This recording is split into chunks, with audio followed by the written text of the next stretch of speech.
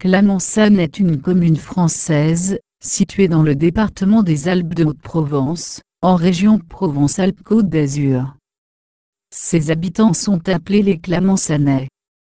Les communes limitrophes de Clamençane sont Le Caire, Faucon-du-Caire, Bayon, Valavoir, Châteaufort, et La Motte-du-Caire. Le territoire se situe dans les préalpes de Digne, sur des formations calcaires provençales du Jurassique supérieur et du Crétacé inférieur, roches sédimentaires issues d'un ancien océan alpin, au niveau du lobe de Valavoir, à l'ouest de la nappe de Digne. Il s'agit d'une nappe de charriage, c'est-à-dire d'une dalle épaisse de près de 5000 mètres, qui s'est déplacée vers le sud-ouest durant l'Oligocène, et la fin de la formation des Alpes. Les lobes, ou écailles, correspondent à la bordure découpée à l'ouest de la nappe. Lors de la glaciation de Ris, une diffluence du glacier de la Durance envahit la vallée du Sas, approximativement jusqu'à l'emplacement du village actuel. Lors de la glaciation de Wurm, son extension est bien moins importante, et aucune partie de la commune n'est recouverte par un glacier. Le village est situé à 700 mètres d'altitude, et le sommet de Bramefond à 1658 mètres. Hydrographie. Le Sas à Clamençane. Le village est situé à proximité du confluent du Sas et du Vermeil. La Clestre et les Sanières forment des gorges. Agriculture. Fin 2010, le secteur primaire, agriculture, sylviculture, pêche, comptait 7 établissements agricoles actifs au sens de l'INESE, exploitants non professionnels inclus, et aucun emploi salarié. Le nombre d'exploitations professionnelles, selon l'enquête Agreste du ministère de l'Agriculture, est de 50 2010, chiffre stable sur la décennie 2000, il y avait 16 exploitations en 1988.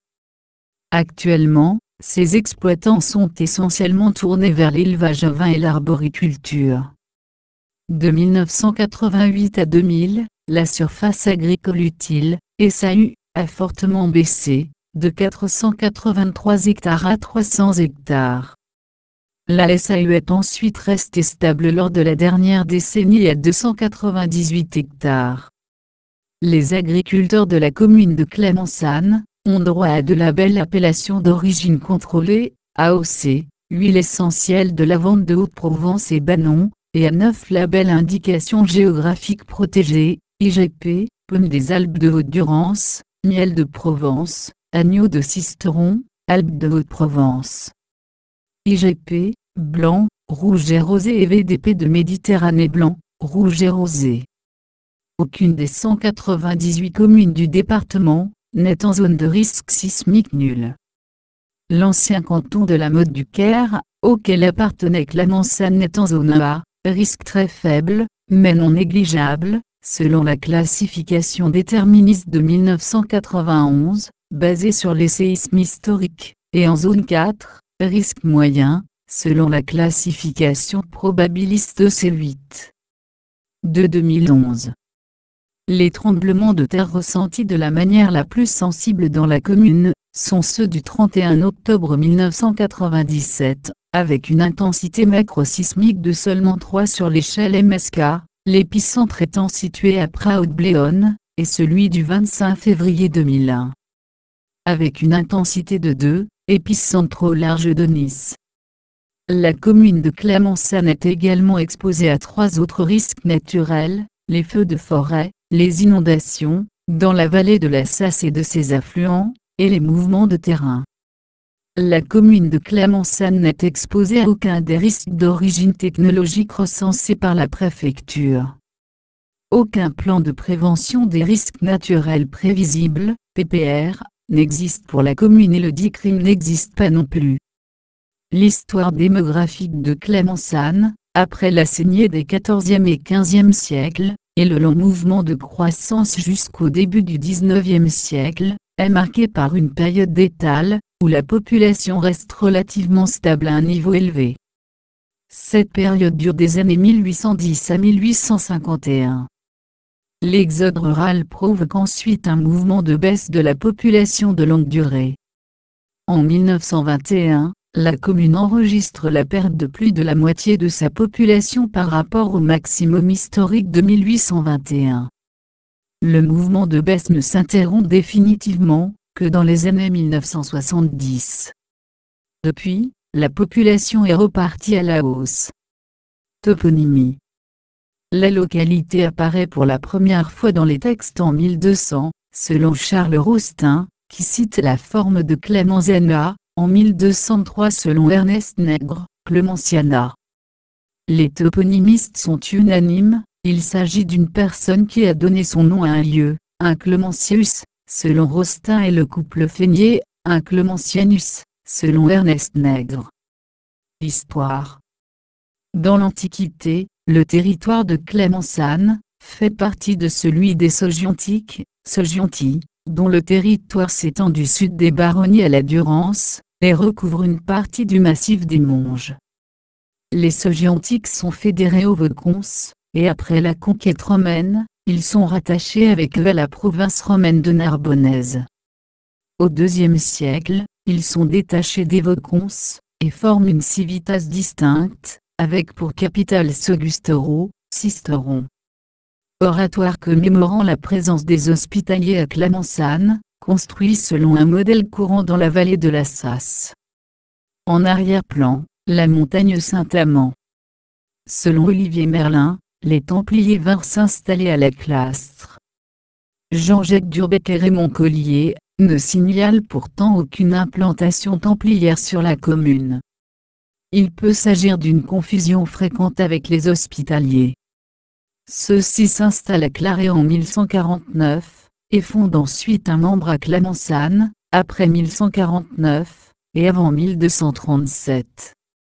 La localité est cependant signalée dans les chartes antérieurement, en 1183, avec la mention du prieuré dépendant de l'abbaye de l'île Barbe, et de l'ordre de Saint-Jean de Jérusalem.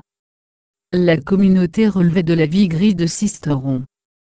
Au XVIe siècle, le village abandonne progressivement son site perché, où il voisinait avec le château.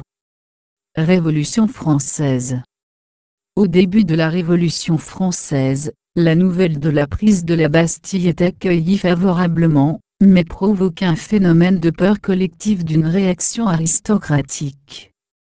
Localement, la Grande Peur, venant de Talard et appartenant au courant de la peur du Mâconnais, atteint la région de la Motte, le soir du 31 juillet 1789.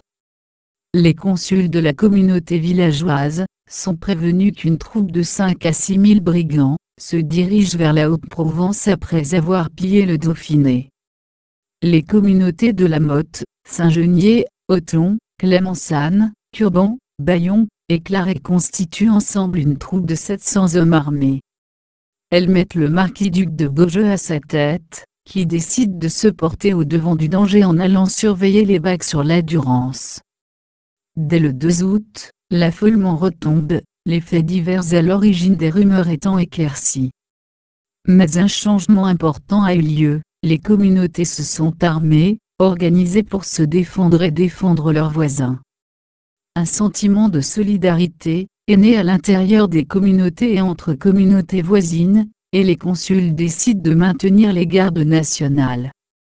Aussitôt la peur retombée, les autorités recommandent toutefois de désarmer les ouvriers et les paysans sans terre, pour ne conserver que les propriétaires dans les gardes nationales. Les habitants de la commune créent leur société patriotique après la fin de 1792. Époque contemporaine. Le coup d'État du 2 décembre 1851 commis par Louis-Napoléon Bonaparte, contre la Deuxième République, provoque un soulèvement armé dans les Basses-Alpes, en défense de la Constitution. Après l'échec de l'insurrection, une sévère répression poursuit ceux qui se sont levés pour défendre la République. Clémençane, avec 2 habitants traduits devant la commission mixte, est relativement peu touchée.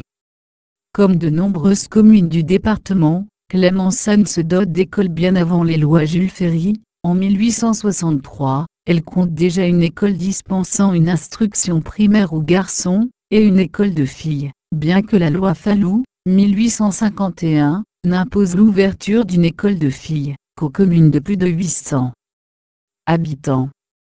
La deuxième loi du Rhuys, 1877, permet à la commune, grâce aux subventions de l'État, de construire une école neuve au village. Jusqu'au milieu du XXe siècle, la vigne était cultivée dans la commune, uniquement pour l'autoconsommation. Cette culture, qui s'était maintenue dans l'entre-deux-guerres mondiales, malgré la crise phylloxérique, a depuis été abandonnée. Lieu et monument remarquable.